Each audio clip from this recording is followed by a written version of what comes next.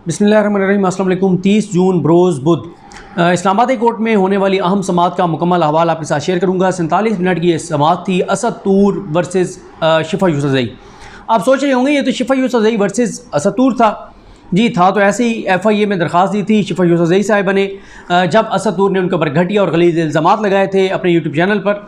लेकिन जब शिफा यूसुफ़ज़ई ने कंप्लेंट की FIA को और FIA ने नोटिस जारी किया असद तूर को, तो असद तूर ने वहाँ जाकर जवाब देने के और जो घटिया और गलीज़ इल्ज़ामात लगाए थे उनके सबूत फराहम करने की बजाय वो भाग कर पहुँच गए Islamabad high court. Islamabad high court में journalist protection committee, so called journalist protection committee, जिसमें इमान मज़ारी भी हैं और भी ये लिबरल खूनी लिबरल्स हैं, और ये वो खूनी लिबरल्स हैं जो किसी गरीब का केस आपको मुफ्त लड़ता हुआ नज़र नहीं आएंगे, जो किसी आम सहाफ़ी का केस आपको लड़ते हुए नज़र नहीं आएंगे। सिर्फ उन सहाफ़ियों के केसेस आपको लड़ते हुए नज़र आएंगे जो फौज को गालियां देंगे या जो नून लीग के हामी होंगे, उन सहाफ़ियों के केसेस ये आपको लड़ते हुए नजर आएंगे। और ईमान मुजारी, औरत मार्च वाली, औरतों के हकूक़ की बात करने वाली, अखलाकियात के दर्स देने वाली, उसकी आप हरकत देखें शर्मनाक। इससे ज़्यादा घटिया क्या हरकत हो सकती है कि मौसूफ़ा जो हैं वो उस असद तूर का वहाँ पर दिफा कर रही हैं जिस असद तूर ने शिफा यूसुफ़ज़ई जो कि खातून हैं, एक फीमेल एंकर हैं, उनके ऊपर घटिया और गलीज़ इल्ज़ामात लगाए।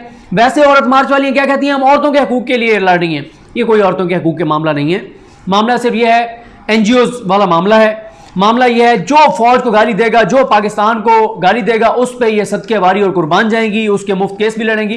कंपनसेशन हो जाती है ना, जाहिर है कोई मसला नहीं होता। मुफ्त केस लड़ना कौन सा मसला है। ये मुफ्त केस लड़ने के नाम पे भी बड़ी यहाँ पे पाकिस्तान में बहुत सारे इदारों को बहुत सी फंडिंग होती है, तो इसलिए ये घाटे का सौदा इनके लिए नहीं होता। तो अब जनाब असद तूर ने जाके चैलेंज कर दिया इनके जरिए। अब वहां पे जाके उसको आज़ादी इज़हार राय की जंग बना, वो मामला बना दिया कि आज़ादी इज़हार राय का मामला है, आज़ादी इज़हार राय का गला घोंटा जा रहा है, जैसे को बहुत बड़ी जो है वो उन्होंने खबर दी थी और जिस खबर की बुनियाद पर उनके खिलाफ कार्रवाई हो रही है। खैर अदालत ने काफ़ी ऐसे रिमार्क्स दिए, क्योंकि शायद अतर मिर्ज़ा साहब को भी मुकम्मल फैक्ट्स का नहीं पता था, और उन्होंने भी ऐसे रिमार्क्स दिए कि ऐसा लगा कि वाकई आज़ादी इज़हार राय की जान बड़ी ख़तरे में है और ये मासूम सी आज़ादी इज़हार राय जो है वो सूली पे लटकी हुई है। और इन्होंने उनके रिमार्क्स को खासा इस्तेमाल भी किया, विक्ट्री के निशान भी बनाए, हीरो बन के बाहर भी आ गए। उसके बाद पिछली समाअत पर ही ये ब्रेक थ्रू हुआ था, और वो ये कि अतर मिर्ज़ा साहब को पता चल गया था कि शिफा यूसुफ़ज़ई भी एक जर्नलिस्ट हैं और असद तूर ने ये इल्ज़ामात लगाए, ये बात की है। उन्होंने पिछली समाअत पर ही इस बात को वाज़े कर दिया था कि ये आज़ादी इज़हार राय का मामला नहीं है, ये नेचुरल पर्सन का केस है, नेचुरल पर्सन के खिलाफ, लिहाजा FIA जो है वो कानून के मुताबिक कार्रवाई करे। FIA की कारकर्दगी के हवाले से मैं आपको बता चुका हूँ कि FIA का मसला ये है, मेरे सनौल अब्बासी साहब को ये मामला देखना चाहिए।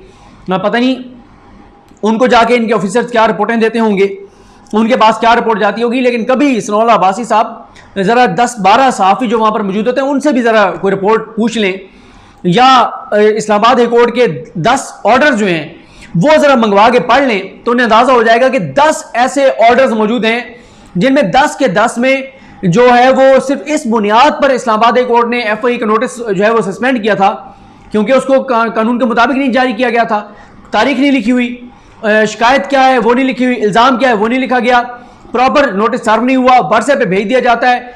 इस वजह से 10 नोटिस जो है 10 बार नोटिस सस्पेंड हुए होंगे, और सिर्फ असद तूर केस में 4 नोटिस जारी हो चुके हैं। 90 दिन में 4 नोटिस जारी हो चुके हैं, और हर बार असद तूर ने जो है वो कंधा इस्तेमाल किया इस्लामाबाद हाई कोर्ट का, अतर मिर्ज़ा साहब का, और बच गए, कोई जवाब नहीं दिया।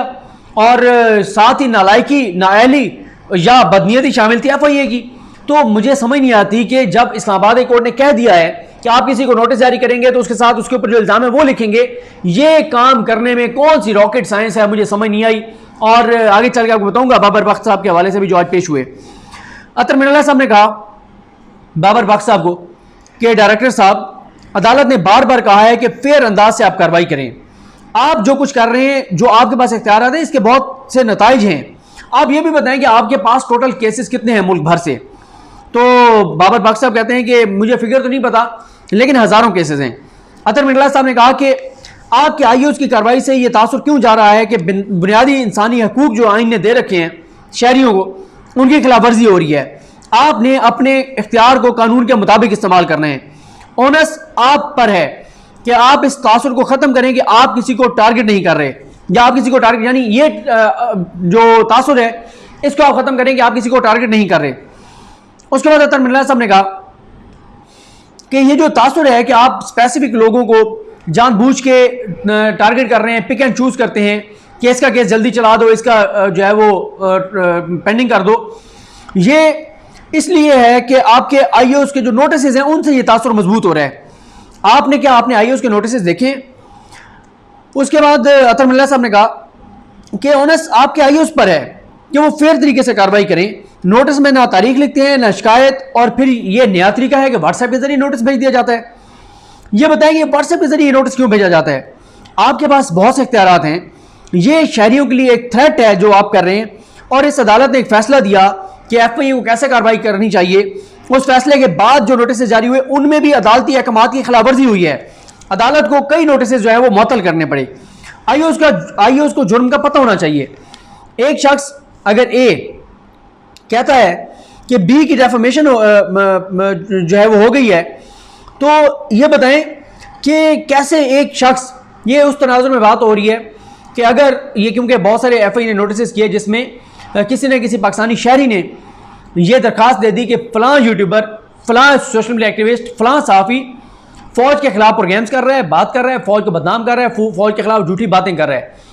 अतर मिर्ज़ा साहब कहते हैं कि इस तरह से कार्रवाई नहीं हो सकती। यानी कोई पाकिस्तानी शहरी ये दरख्वास्त दे कि फ़लाँ बंदा फ़ौज के खिलाफ बातें कर रहा है तो आप उसके खिलाफ कार्रवाई करें, वो अतर मिर्ज़ा साहब का कहना यह है कि ये नहीं हो सकता। नेचुरल, इस पीका का ये जो सेक्शन है इसमें नेचुरल पर्सन के खिलाफ कर सकता है। यानी मैं किसी के खिलाफ कर सकता हूँ कि फ़लाँ बंदा मेरे बारे में ये बात कर रहा है, कोई और बंदा मेरे बारे में कह सकता है कि ये मेरे खिलाफ ये बात कर रहा है। नेचुरल पर्सन के खिलाफ कर सकता है, लेकिन कोई बंदा किसी और बंदे के ऊपर ये नहीं कर सकता कि ये फौज पे इल्ज़ाम लगा रहा है तो इसके खिलाफ आप कार्रवाई करें। उसके बाद अतर मिर्ज़ा साहब ने कहा कि अगर कोई मुझ पर तनकीद करता है और मैं शिकायत कुनिंदा ना बनूं, मैं शिकायत ना करूं, तो क्या आप उस पर एफआईआर कर देंगे? ऐसा नहीं हो सकता। अतर मिर्ज़ा साहब का असल में सारे दिमाग का लुबे लुबाब ये है कि फ़ौज अगर समझती है कि उनकी डेफेमेशन हुई है और फ़ौज ये समझती है कि उनके खिलाफ झूठे इल्ज़ामात लगाए जा रहे हैं, तो फ़ौज खुद जो है वो कार्रवाई करे मुतल्लिका कानूनी फोरम के ऊपर। कोई और शख्स क्यों उठ के और दरख्वास्त दे देता है कि फ़लाँ यूट्यूबर के खिलाफ या सहाफ़ी के खिलाफ कार्रवाई करें क्योंकि वो फ़ौज के खिलाफ बात कर रहा है। उसके बाद अतर मिर्ज़ा साहब ने कहा कि जो कुछ आप जिस तरह से नोटिस कर रहे हैं इससे आप मुआशरे में खौफ फैला रहे हैं। पार्लियामेंट ने इसको क्रिमिनल ऑफेंस बनाया है। हमने तो सिर्फ ये देखना है कि आप जो कार्रवाई करते हैं उसमें शहरियों के बुनियादी हकूक़ सलब ना हों। अदालत इस कानून को कलअदम करार नहीं दे रही। हम तो ये कहते हैं कि एसओपीज़ होने चाहिए। जुडिशल रिव्यू में सिर्फ हमने ये देखना है कि इख्तियारात का आप इस्तेमाल कैसे करते हैं। आपके आईओएस को बहुत मोहतात होना चाहिए, लेकिन आइंदा अगर आपके आईओएस ने गलत नोटिस किए तो उनका एहतसाब होगा और उनको जुर्माना भी होगा। एडिशनल अटॉर्नी जनरल जो हैं कासिम मदूद साहब, उन्होंने कहा कि हमने एसओपीज़ बनाए हैं और हम जल्द उनको सर्कुलेट कर देंगे। ये जो वकील के तौर पर एफआईए की जानिब से पेश हुए, इसी अगले लम्हे जो बाबर साहब हैं वो कहते नहीं हमने बना के सर्कुलेट कर भी दिए हैं, और अगर अब किसी आईओ ने कोई गलत हरकत की तो उसके खिलाफ सख्त कार्रवाई होगी। यानी गलत हरकत से मुराद ये है कि गलत नोटिस जारी किया। अच्छा, फिर उन्होंने कहा, अतर मिर्ज़ा साहब की एक और भी ऑब्जर्वेशन थी कि अगर कोई पब्लिक ऑफिस होल्डर है और उसके ऊपर कोई इल्ज़ाम लगे तो उसका मामला अलग होगा, आम शहरी का मामला अलग है। फिर उन्होंने कहा ये बिलाल गौरी के खिलाफ क्या शिकायत है, तो बताया गया कि बिलाल गौरी साहब, क्योंकि उनका भी पहले तासुर ये दिया गया कि बिलाल गौरी साहब ने भी शायद फ़ौज पर तनकीद किया तो इसलिए उनके खिलाफ कार्रवाई हो रही है, लेकिन ये भी बात गलत साबित हुई है। बिलाल गौरी साहब पर इल्ज़ाम यह है कि उन्होंने एक वीडियो की जिसमें उन्होंने कहा कि 1857 की जो जंग आज़ादी थी उसमें कुछ लोग थे वो अंग्रेज़ों के साथ मिल गए, और कुछ वो उन्होंने पढ़ के भी बताया, उसमें भी काफ़ी इस तरह के गद्दार और इस तरह के अल्फाज थे। स्क्रिप्ट सारा उन्होंने पढ़ा। लेकिन अतर मिर्ज़ा साहब ने यहाँ पे भी इंटरेस्टिंग एक बात की।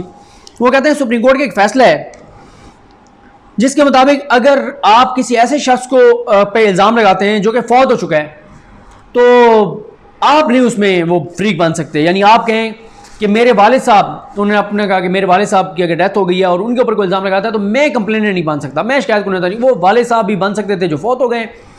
तो सुप्रीम कोर्ट के जो उन्होंने कहा फैसला, याहिया बख्तियार वर्सेस मीर खलील रहमान, इस तरह का उन्होंने कहा, कोई केस का टाइटल बताया, उसमें उन्होंने कहा सुप्रीम कोर्ट इसकी तशरीह कर चुकी है। तो आप सुप्रीम कोर्ट के फैसले की तनाजुर में इस मामले को देखें और अगर बनता है फिर भी तो आप हमें मुतमिन करें। और जो वैसे FIA की सूरत हाल है तो FIA क़यामत तक मुतमईन नहीं कर सकती इस वक्त जो FIA की सूरत हाल है, ये मैं आपको पहले बता दूँ। उसके बाद FIA की जानिब से बताया गया कि असद तूर को हमने नोटिस जारी किया लेकिन वो नहीं आए। शिफा यूसुफ़ज़ई के जो वकील हैं उन्होंने बताया कि 4 इनको नोटिस हुए हैं, अभी तक जो है वो बदनीयती है FIA की, गलत नोटिस जारी करते हैं। और अख्तर मिल्ला साहब ने कहा कि आपकी शिकायत क्या है, ये इनकी शिकायत क्या है शिफा यूसुफ़ज़ई की। अभी शिकायत के 3 से 4 जुमले पड़े थे कि रोक दिया गया अख्तर मिल्ला साहब की जानिब से, क्योंकि उन जुमलों में इतनी तज़हीक आमेज़ बातें थीं, इतनी घटिया और गलीज़ बातें थीं, उन्होंने रोक दिया। अब जनाब अख्तर मिल्ला साहब ने कहा कि आप ये कहते हैं कि आपके पास हज़ारों शिकायत हैं। FIA के डायरेक्टर जो बाबर बख्श साहब उनको कहा कुछ को आप तरजीह बुनियादों पर जो है वो टेकअप कर लेते हैं, तो आप अगर सिर्फ सहाफ़ियों को टारगेट करेंगे इस तरह तो एक भी सहाफ़ी नहीं बचेगा। हालांकि मैं ये समझता हूँ कि कई रिमार्क्स ऐसे अख्तर मिल्ला साहब ने दिए जिनका हालांकि जब वाज़ेह हो गया कि बिलाल गौरी ने भी स्पेसिफिक किसी बंदे के अभाव इदाद पर इल्ज़ाम लगाए इसलिए उसके खिलाफ नोटिस हुआ, उनको नोटिस हुआ। और जो असद तूर हैं उन्होंने भी स्पेसिफिक इल्ज़ाम लगाए। यहाँ पे जर्नलिज्म वाली तो बात ही नहीं थी, आज़ादी ज़रा राय वाला मामला भी नहीं था, लेकिन अख्तर मिल्ला साहब के मुसलसल रिमार्क्स जो आते रहे वो इस तरह के आते रहे जैसे कोई वाकई FIA जो है वो आज़ादी ज़रा राय का गला घोंट रही हो, और FIA वालों के भी मुंह में पता नहीं क्या होता है कि वो बेचारे बात नहीं कर सकते, बोल नहीं सकते।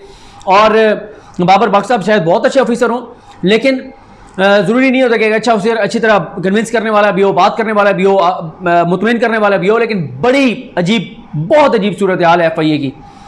उनके कंडक्ट से भी नजर आ रही है नालायकी, नाअहली या बदनीयती। और कुछ ऐसी बातें हैं जो FIA वाले ऑफ द रिकॉर्ड कुछ लोगों को कहते हैं, जो ज़ाहिर है मैं इस वीडियो में नहीं कह सकता कि FIA वाले क्या कहते हैं कि हम कुछ लोगों को नोटिस क्यों करते हैं, हम तो करना ही नहीं चाहते, बस हमसे करवा दिया जाता है। इस तरह की बातें भी FIA के लोग करते हैं और किसी और पर डाल दिया जाता है। तो इसमें फिर यही है कि बदनीयती नज़र आ रही है, ज़ाहिर है या नालायक हैं आप या बदनीयत हैं। इसके अलावा मुझे नहीं समझ आती इसमें कौन सी रॉकेट साइंस है कि अदालत ने 15 बार कहा, कोई जाहिल बंदा भी होगा तो उसको हमारी वीडियो सुन के भी समझ आ गई होगी कि अदालत सिंपल ये कह रही है कि आप जब किसी को नोटिस करें तो साथ लिख दें कि तुम्हारे ऊपर ये इल्ज़ाम है, डेट लिखो, प्रॉपर नोटिस सर्व करो। ये सारा केस है और ये FIA को समझ नहीं आ रही। बाकी अगर पूरे पाकिस्तान ने ये सुना होगा, जहां जहां पूरे पाकिस्तान को समझ आ गई होगी, नहीं समझ आ रही तो वो FIA को समझ नहीं आ रही। और ये मामला सनाउल अब्बासी साहब को देखना होगा। बाबर बख्श साहब से तो मुझे नहीं लगा कि कोई वो इन चीज़ों को बेहतर कर पाएंगे। उसके बाद जनाब भैया आप वहाँ पे बताएं ना कि सर आप बोले ना, आप फिर यही मसला है, कोई अच्छा वकील भैया आप इनको दे दें, प्राइम मिनिस्टर साहब, शहजाद अकबर साहब, अरसलान खालिद साहब, फवाद चौधरी साहब, जितने आप लोग हैं जो इस सारे मामले से मुंसलिक हैं, वफाकी वजीर कानून फ़रोग नसीम साहब, इनको कोई अच्छा वकील ही दे दें भाई, जो वहाँ पे बात तो कर सके ना। वहाँ पे तो 95% टाइम अख्तर मिल्ला साहब के रिमार्क्स आते हैं, 5% टाइम इनको मिलता है, उसमें भी ज़ाहिर है मुतमईन ही नहीं कर सकते तो अदालत इनको क्या सुने, ये बता ही नहीं पाते कोई चीज़।